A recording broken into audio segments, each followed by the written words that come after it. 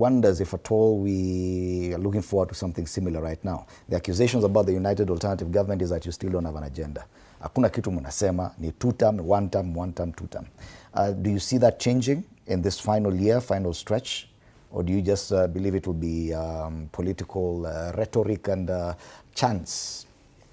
Well, there are two pertinent issues. If you allow me to respond to the initial one, there's a very high probability that DCP is going to have a sizable number of elected leaders, and they'll qualify for resources from the political parties' funds.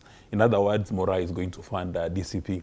So any taxpayer in Kenya, any citizen in Kenya, should be bothered if there are any undemocratic tendencies within DCP. So we don't need to go and speak to political anthropologists to understand the definition of a traitor.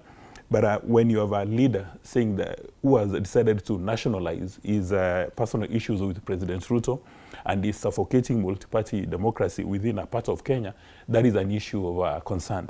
Now, but it should be noted, let's be fair to DCP, they have candidates, they have represented leaders elected in Western Kenya and in Masai as well.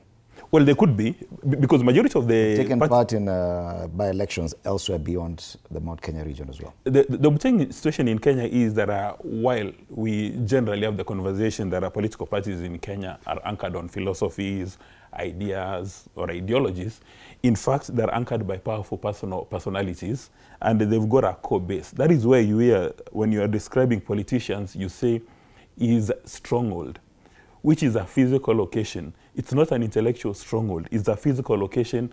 People who've been beaten, that if you do not kiss his ring, then you're going to be described as a traitor. Kibeya, and unsurprisingly so, is already mentioned a number of political leaders who have been described as traitors. And he talks about the Kenyan constitution, which is supposed to give you freedom of speech, association, movement. So as analysts, we owe a duty to Mora and Alima to call a spade so that we make progress. Otherwise, the constitution we are talking about, multi-party democracy, will be a complete waste of time.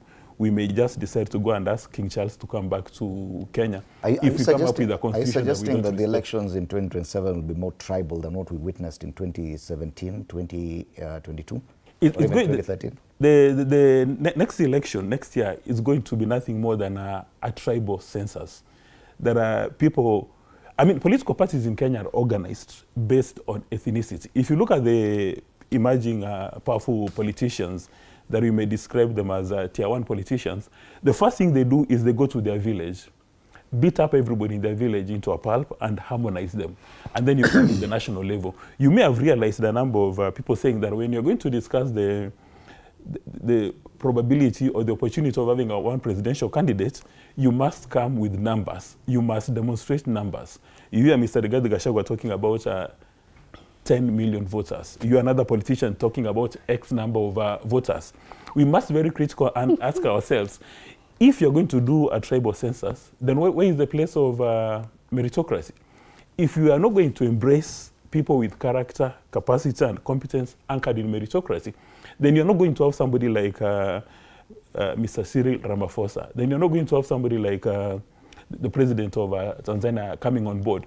And these conversations, they are very uncomfortable.